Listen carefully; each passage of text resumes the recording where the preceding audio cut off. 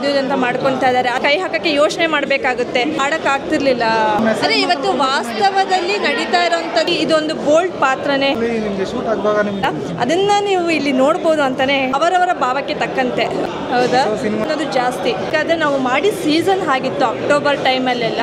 ಒಳಗಡೆ ಹೋಗ್ದಷ್ಟೇ ಚಾಲೆಂಜಿಂಗ್ ಆಗಿತ್ತು. ಯಾಕಂದ್ರೆ ಮಂಗಳೂರಲ್ಲ, ನನ್ನ ಅಶ್ವಿನಿ ಚಂದ್ರಶೇಖರ್ ಅಂತ ಹೇಳಿ ಅನ್ಎಜುಕೇಟೆಡ್ ಏನು. ಇವಾಗ ಈ ಮೂವಿ ನೋಡಿದ ನಂತರ ಎಲ್ಲರೂ ಮಂಗಳ ಅಂತಿದ್ದಾರೆ. ನಾನು ಮೂಲತಃ ಮಲೆನಾಡು ಹುಡುಗಿ, ಕನ್ನಡದ ಹುಡುಗಿನೇ, ಅಶ್ವಿನಿ ಚಂದ್ರಶೇಖರ್ ಅಂತ ಹೇಳಿ ನನ್ನ ಹೆಸರು. ಆದರೆ ಪಾತ್ರದಲ್ಲಿ ಎಷ್ಟು ಎಲ್ಲರೂ ಅದನ್ನು ಅಕ್ಸೆಪ್ಟ್ ಮಾಡ್ಕೊಂಡಿದ್ದಾರೆ ಅಂತಂದರೆ, ಇವಾಗ ನೋಡಿದವ್ರು ಎಲ್ಲರೂ ಇವಾಗ ಕಂಪ್ಲೀಟಾಗಿ ಮಂಗಳ ಅಂತಲೇ ಅಂತಿದ್ದಾರೆ. ಹೇಳಿ. ನಾನು ಮಂಗಳೂರಲ್ಲ, ನನ್ನ ತಂದೆ ತೀರ್ಥಹಳ್ಳಿಯವರು. ನಾನು ಶಿವಮೊಗ್ಗದ ಹುಡುಗಿ, ಮಲೆನಾಡು ಹುಡುಗಿ. ಹಾಗಾಗಿ ಇವತ್ತು ಮಲೆನಾಡು ಕತೆ ಹಂತರದಲ್ಲೇ ನಾನು ಕಾಣಿಸ್ಕೊತಾ ಇದ್ದೀನಿ. ಒಂದು ಯಾವ ಥರ ಸೈಲೆಂಟಾಗಿ, ಒಂದು ವೆಲ್ ಎಜುಕೇಟೆಡ್ ಆಗಿ, ಇದರಲ್ಲಿ ತುಂಬ ವಿಷಯಗಳು ನೀವು ನೋಡ್ಬೋದು. ಒಂದು ಎಜುಕೇಟೆಡ್ ಅನ್ಎಜುಕೇಟೆಡ್ಗೂ ಏನು ಡಿಫ್ರೆನ್ಸು, ಅವರ ನಡವಳಿಕೆಗಳು ಯಾವ ಥರ, ಆಮೇಲೆ ಭಾವನೆಗಳಿಗೆ ಯಾವ ಥರ ಇಲ್ಲಿ ಬೆಲೆ ಇದೆ ಅನ್ನೋದಕ್ಕೆ, ಆಮೇಲೆ ಫ್ರೆಂಡ್ಶಿಪ್ಗಳು ಇವತ್ತಿನ ಸಮಾಜದಲ್ಲಿ ಏನಾಗಿದೆ ಅನ್ನೋದ್ರ ಬಗ್ಗೆ. ಸೊ ಇನ್ನೆಲ್ಲ ನೀವು ಹೇಳಬೇಕು ನೋಡಿ. ನಾನು ಭರತನಾಟ್ಯಂ ಡ್ಯಾನ್ಸರ್ ಆ್ಯಕ್ಚುಲಾಗಿ.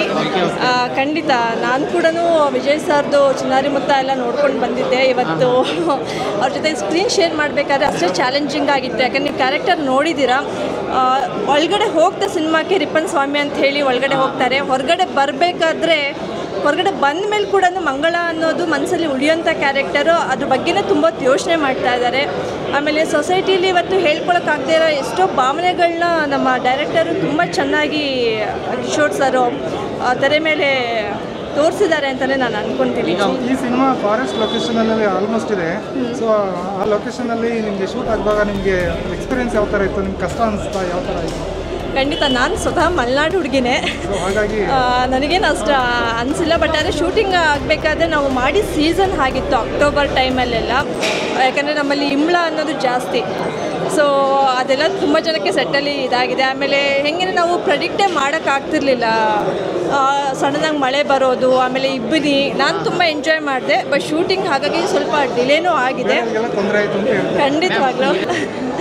ಸರ್ ಈಗ ನಾನು ಭರತನಾಟ್ಯಂ ಡ್ಯಾನ್ಸರ್ ಆದ್ರೂ ಸ್ಟೇಜ್ ಪರ್ಫಾರ್ಮೆನ್ಸ್ ಎಲ್ಲದು ಮಾಡ್ತಾಯಿದ್ದೆ. ಆಮೇಲೆ ರಂಗಭೂಮಿಲಿ ನಾನು ಅಷ್ಟರ ಮಟ್ಟಿಗೆ ವರ್ಕ್ ಮಾಡಲಿಲ್ಲ. ಬಟ್ ಅವ್ರ ಜೊತೆ ಅಭಿನಯ ಮಾಡಿದ್ದೀನಿ ನಾನು ಖಂಡಿತವಾಗ್ಲೂ. ಹೌದು, ಖಂಡಿತವಾಗ್ಲೂ. ಬೇಸಿಕಲಿ ನಾನು ಅಬ್ಸರ್ವ್ ಮಾಡ್ದಂಗೆ ನಿಮ್ಮ ಫೇಸ್ ಎಕ್ಸ್ಪ್ರೆಷನ್ ಅಲ್ಟಿಮೇಟ್ ಆಗಿತ್ತು. ಹೌದಾ? ಸಿನಿಮಾದಲ್ಲಿ ಯಾಕೆಂದರೆ ನೀವು ಭರತನಾಟ್ಯ ಕಲಾವಿದರು ಅಂತ ನೀವೇ ಹೇಳಿದ್ರಿ. ಸೊ ಆಬ್ವಿಯಸ್ಲಿ ಭರತನಾಟ್ಯ ಕಲಿತವರು ಎಕ್ಸ್ಪ್ರೆಷನ್ ಚೆನ್ನಾಗೇ ಕೊಟ್ಟಿರ್ತಾರೆ. ಚೆನ್ನಾಗಿ ತುಂಬ ಥ್ಯಾಂಕ್ಸ್ ಸರ್.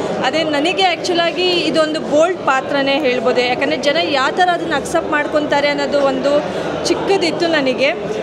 ಯಾಕಂದರೆ ಇದು ಅವರವರ ಭಾವಕ್ಕೆ ತಕ್ಕಂತೆ ಅವರು ಯಾವ ಆ್ಯಂಗಲಲ್ಲಿ ನೋಡ್ತಾರೆ. ಯಾಕಂದರೆ ನೀವು ಒಂಥರ ನೋಡ್ಬೋದು, ಇನ್ನೊಬ್ರು ಇನ್ನೊಂದು ಥರ ನೋಡ್ಬೋದು. ಬಟ್ ಇವತ್ತು ಪಾಸಿಟಿವ್ ಆಗಿ ಅದನ್ನು ಹೆಣ್ಮಕ್ಳು ತೊಗೊಳ್ಲಿ ಅಂತ ನಾನು ಕೇಳ್ಕೊತೀನಿ. ಯಾಕಂತಂದರೆ ಇವತ್ತು ಪ್ರಪಂಚನ ಹೆದರ್ಸೋಕ್ಕಾಗದೆ ಆತ್ಮಹತ್ಯೆ ಅದು ಅಂತ ಮಾಡ್ಕೊತಾ ಇದ್ದಾರೆ. ಅಂಥ ಹೆಣ್ಮಕ್ಳಿಗೆ ನಾನು ಹೇಳೋದೇನು ಅಂತ ಅಂದರೆ, ನೀವು ಧೈರ್ಯ ಗೆಡಬೇಡಿ. ಧೈರ್ಯದಿಂದ ಎದುರಿಸಿದ್ರೆ ಏನು ಬೇಕಾದ್ರೂ ಸಾಧಿಸ್ಬೋದು. ಯಾಕಂದರೆ ಹೆಣ್ಣು ಒಲಿದರೆ ನಾರಿ, ಮುನಿದರೆ ಮಾರಿ ಅನ್ನೋ ಒಂದು ಮಾತಿದೆಯಲ್ಲ, ಅದನ್ನು ನೀವು ಇಲ್ಲಿ ನೋಡ್ಬೋದು ಅಂತಲೇ ಹೇಳೋಕ್ಕೆ ಇಷ್ಟಪಡ್ತೀನಿ ನಾನು. ನೀವು ಬೋಲ್ಡ್ ಕ್ಯಾರೆಕ್ಟರ್ ಅಂತ ಹೇಳಿದ್ರಿ. ಸೊ ಅಷ್ಟೇನು ತಲೆ ಕೆಡಿಸ್ಕೊಳ್ಳೋಂಥ ಕ್ಯಾರೆಕ್ಟರ್ ಅಲ್ಲ. ಯಾಕೆಂದರೆ ನೀವು ವರಿ ಮಾಡ್ಕೊಳ್ಳೋದು ಏನಿಲ್ಲ. ಸೊ ಬೋಲ್ಡ್ ಅಂದರೆ ಇಟ್ ಈಸ್ ಕಾಮನ್ ಅಲ್ಲ ನೋಡೇಸ್. ಪರವಾಗಿಲ್ಲ.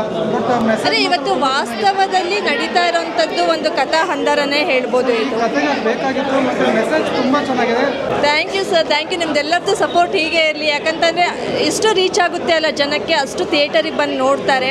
ಯಾಕಂದರೆ ತುಂಬ ಮೂವಿಗಳು ಇವತ್ತು ಏನಾಗುತ್ತೆ, ಥಿಯೇಟರಿಂದ ತೆಗೆದ ಮೇಲೆ ಆನ್ಲೈನಲ್ಲಿ ಅಲ್ಲಿ ನೋಡ್ತಾರೆ. ಸೊ ಹೀಗಿದ್ದಾಗ ಪ್ರೊಡ್ಯೂಸರ್ಗಳು ಮತ್ತೆ ಇನ್ನೊಂದು ಸಿನಿಮಾಕ್ಕೆ ಕೈ ಹಾಕೋಕ್ಕೆ ಯೋಚನೆ ಮಾಡಬೇಕಾಗುತ್ತೆ. ಆದಷ್ಟು ನಿಮ್ಮಲ್ಲಿ ಇವತ್ತು, ಯಾಕಂದರೆ ಮಾತಲ್ಲಿ ಏನು ಹೇಳ್ತಿರಲ್ಲ ಅದು ತುಂಬ ಇಂಪಾರ್ಟೆಂಟ್ ಆಗುತ್ತೆ. ಹೊರಗಡೆ ಇವಾಗ ರಿವ್ಯೂಸ್ ಏನು ಹೋಗುತ್ತಲ್ಲ, ಸೊ ಅದು ಜನಕ್ಕೆ ಒಳಗಡೆ ಥಿಯೇಟರ್ ಒಳಗಡೆ ಕರ್ಕೊಂಬಂದು ಕೂರಿಸುತ್ತೆ. ಯಾಕಂದರೆ ಒಳಗಡೆ ಬರೋ ತನಕ ಬಂದಮೇಲೆ ಖಂಡಿತವಾಗ್ಲೂ ನಮ್ಮ ಸಿನಿಮಾನ ಇಷ್ಟಪಡ್ತಾರೆ. Thank you so much.